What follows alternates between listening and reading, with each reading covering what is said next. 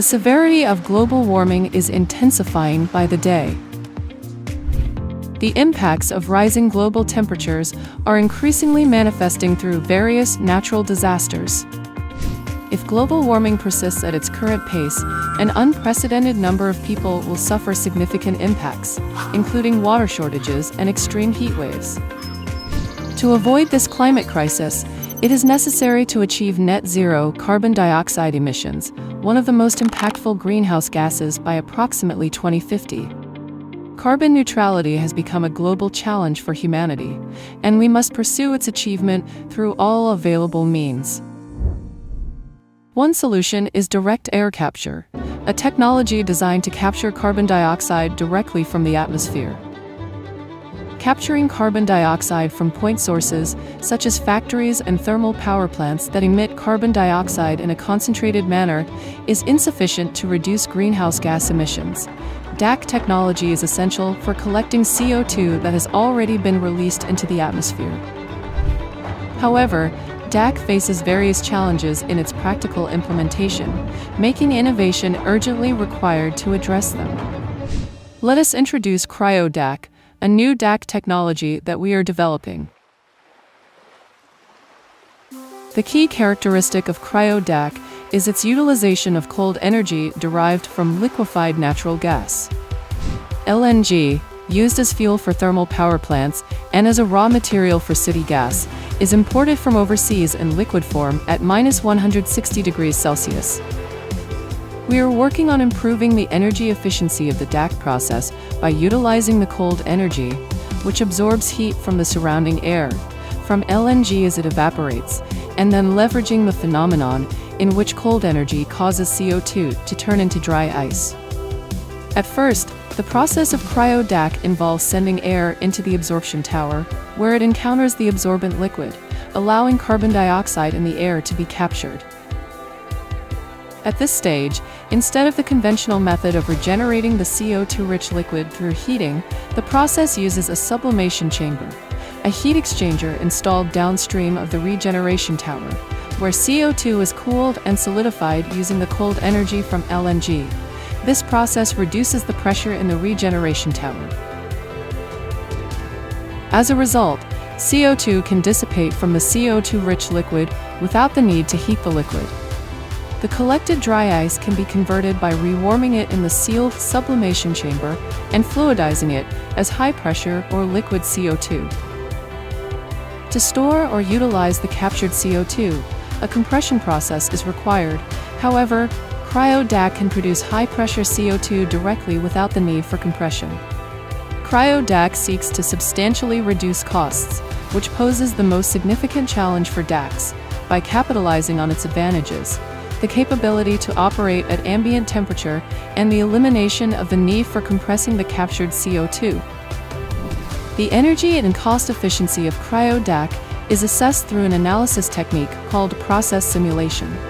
Results show that Cryo DAC can achieve significant energy savings compared to the DAC heat regeneration method used in the conventional chemical absorption process. Additionally, it has been determined that Cryo DAC can operate with significantly lower energy consumption compared to other existing DAC systems and has the potential to be fully competitive in terms of recovery costs, including equipment expenses. Cryo DAC is expected to utilize low-grade waste heat or ambient heat, as the temperature required for regenerating the absorbent liquid is lower compared to other systems, and it is characterized by the ability to operate at ambient temperature. Japan is a pioneer in the use of LNG, with an import volume reaching 70 million tons annually. The CO2 collected with this technology is liquefied and transported by ship to countries with abundant renewable energy, where it can produce methane by reacting with hydrogen. The methane produced in this method is called e-methane.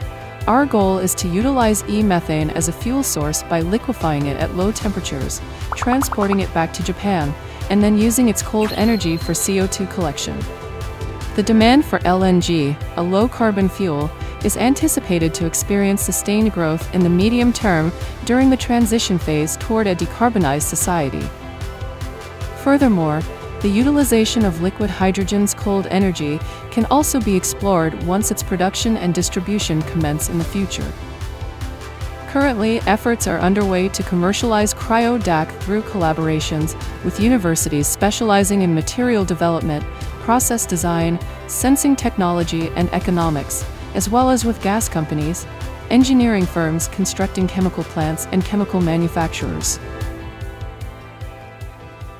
The raw material for city gas, liquefied natural gas, LNG, contains ultra-cold energy at -160 degrees Celsius. In this project, we refer to this as LNG cold energy. This LNG cold energy is utilized to freeze carbon dioxide gas into dry ice, creating a vacuum environment without the need for a vacuum pump, which is a key feature. Being involved in the development of the Cryo DAC process, I have come to appreciate both the innovative efficiency of this process and the challenges it presents. We aim to develop the highly innovative and multifaceted Cryo DAC process into a fully fledged industrial solution by fostering collaboration among industry, government, and academia, ensuring it goes beyond just a technological achievement. By capturing carbon dioxide at an industrial level, we believe it will finally be possible to enrich the global environment for future generations and the world they will inhabit. Cryo DAC is more than just CO2 capture technology.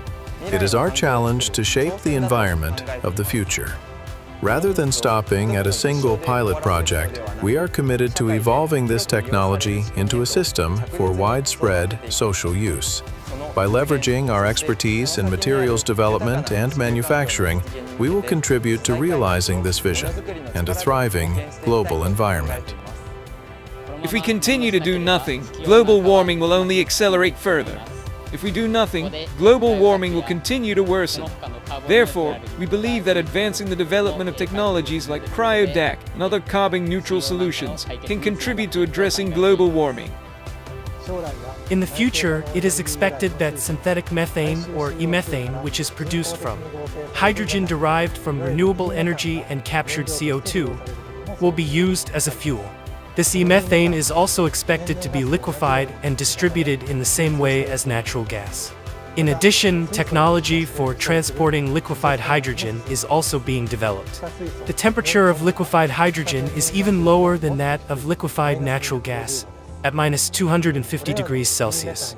If a world where e-methane and liquefied hydrogen are widely distributed becomes a reality, it might be possible to obtain the necessary cold energy for Cryo DAC without relying on fossil resources. We will continue to address each technical challenge step by step and work toward practical implementation. The research on CO2 capture utilizing cold energy commenced as a dissertation topic in a laboratory at Nagoya University. Initially, only a select group of individuals, including students, were engaged in this research. However, with the collaboration of numerous colleagues, the research and development have progressed to the extent that the operational readiness of the Cryo DAC bench plant is imminent. By steadily addressing and solving each technical challenge, we are advancing toward our goal of contributing to carbon neutrality through Cryo DAC.